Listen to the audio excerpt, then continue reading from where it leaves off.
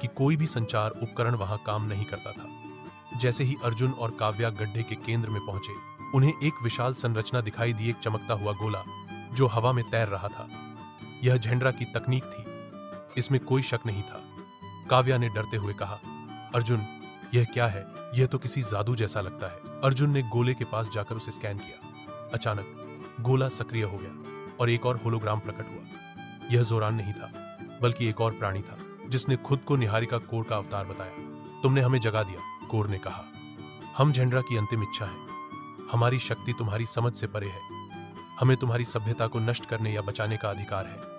अर्जुन ने हिम्मत जुटाकर कहा, हम तुम्हारी शक्ति का सम्मान करते हैं, लेकिन हम तुम्हारी गलतियों को नहीं दोहराएंगे। हमें एक मौका दो।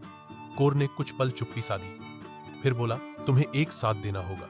यदि तुम इसे पास कर लोगे तो हम तुम्हें हमारी तकनीक का एक हिस्सा देंगे जो तुम्हारी सभ्यता को बचा सकता है। लेकिन यदि तुम असफल हुए तो तुम्हारा अंत निश्चित है।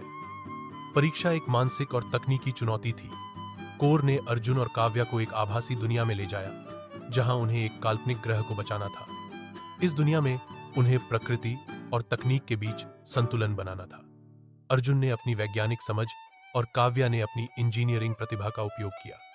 कई घंटों की मेहनत के बाद उन्होंने चुनौती को पूरा किया। कोर ने उनकी सफलता को स्वीकार किया और कहा, तुमने साबित किया कि तुम हमारी गलतियों से सीख सकते हो। यह लो, यह प्रकृति क्रिस्टल है।